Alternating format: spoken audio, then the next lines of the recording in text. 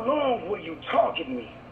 I mean, most of your friends have been banned, yet you still seek minorities. You have pumped my community with advertisement and flavors. Advertisement and flavors. Advertisement and flavors. In today's episode, we dive into spoken word artist Ryan Everidge's journey using art to advocate for change. Who's got the power? I just want them to stop targeting us. Cotton candy. What do you mean it ain't flavor? My father died of smoking-related illness. Change in this country has always been a result of people speaking up against injustices. Welcome to Take 10 to Take Down Big Tobacco. This podcast was created by the California Tobacco Endgame Center for Organizing and Engagement, a project of the American Heart Association, and is designed for the local health heroes and coalitions taking on big tobacco. In this podcast, we set aside 10 minutes to learn how those in the organizing community are working to end the tobacco epidemic. I'm Shannon Lujan. Thanks for joining. Reporting from the National Conference on Tobacco or Health in Chicago, where nearly 2,000 tobacco prevention advocates from across the country have gathered to renew their focus and energy on ending the nation's tobacco epidemic. Today's guest is more than a spoken word artist. He's a truth teller, a community advocate, and a powerful voice for health equity.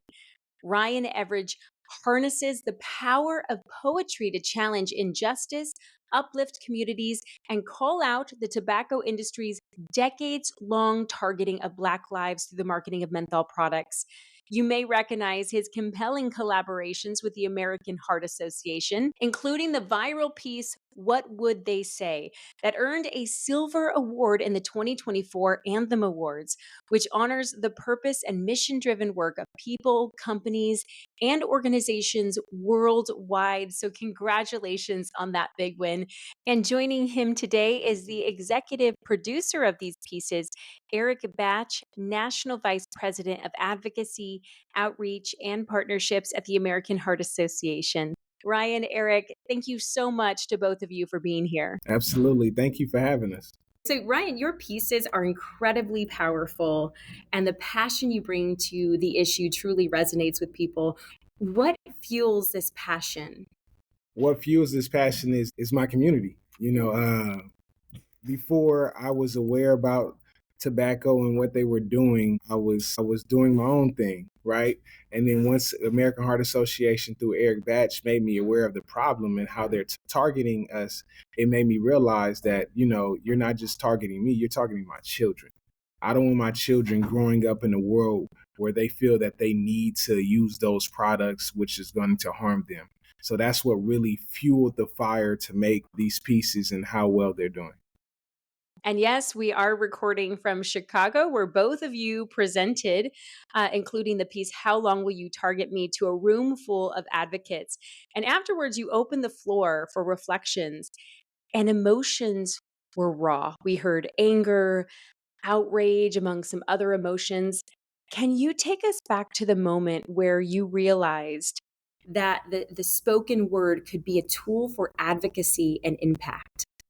I didn't really realize it by myself. Eric Batch came to my son's third or fourth birthday party. We had a shaved ice cream. Wow. And we were literally standing in the driveway, and Eric said, "Hey, have you ever done spoken word for the public health arena?" I said, "No, I don't think so." And he said, "Well, would you be interested?" And I said, "Absolutely."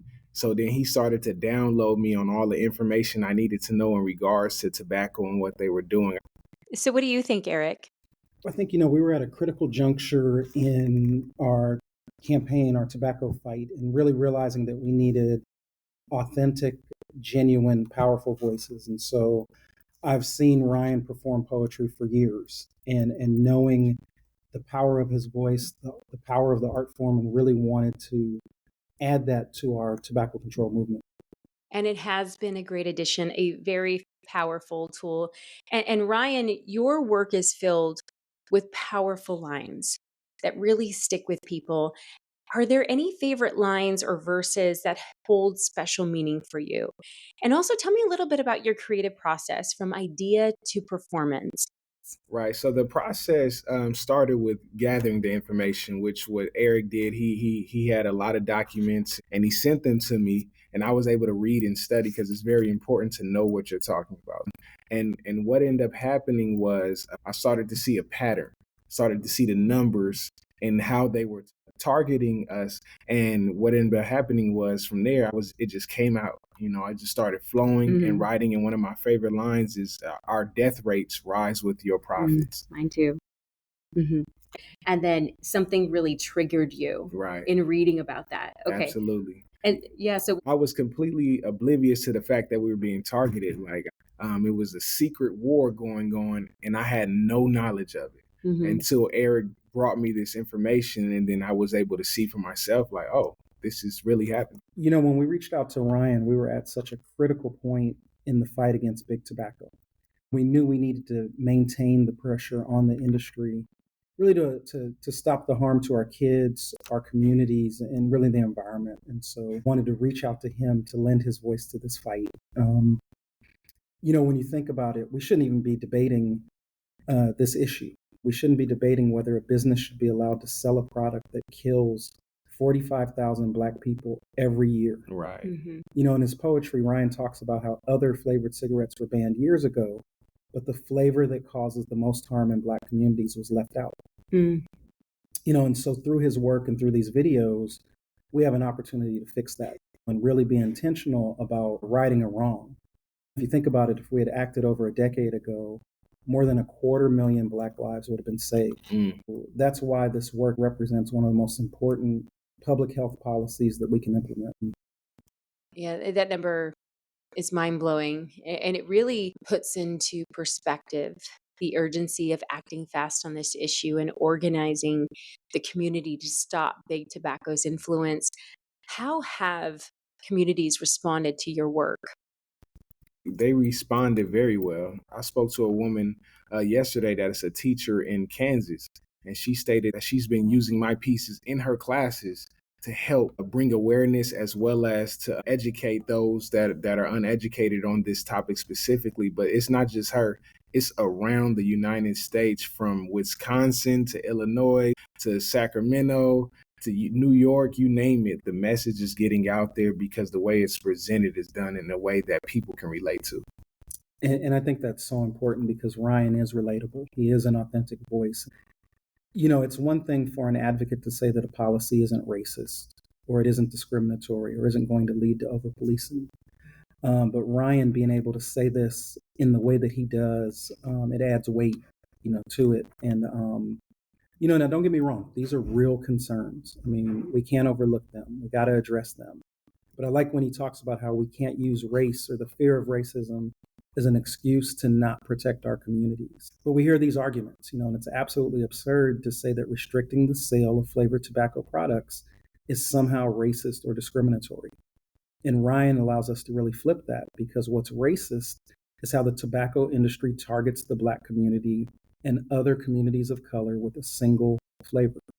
So addressing those concerns, those fears through spoken word has been a key part of what you're doing. So for the future, what role do you see artists playing in public health movements? I think part of it's taking, facts that may be complex and breaking it down, articulating issues in a way that folks can relate to. In his first piece, Ryan breaks down how over time the tobacco industry has hooked more and more people. So in the 1950s, 5% of Blacks who smoked used menthol. And over the decades, he's got that repetition, triple that, triple that, triple that. And now in the 2000s, over 85%, close to 90% of Blacks who smoke use menthol. That's something you're going to remember, bringing those facts to life. And so I think this art form really does that. I think the other thing is that it exposes this issue to audiences that may not be getting messaging. And when we think about, it resonates with our youth, it resonates with other communities. And I firmly believe that because of Ryan's work, there's going to be a kid that never picks up a tobacco product. There are going to be thousands, if not millions of lives that are saved. I got chills from that. Thank you. You're right. How do you feel about the impact you're making, Ryan? I have chills as well.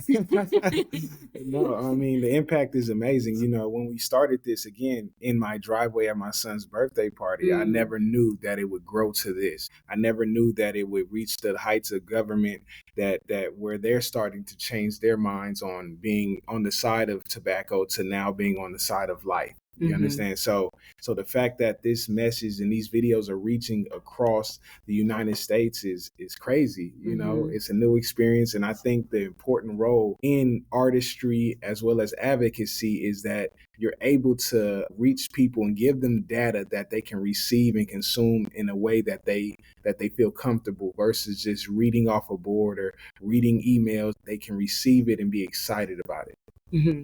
So what is your vision for a healthier, more empowered Black community? My vision is that we all come together to combat this issue. My vision is that these pieces evoke an emotion in our community where they're saying we will no longer tolerate these products. We will no longer tolerate these advertisements, and we come together and stand up against these injustices. How about you, Eric? What's your vision?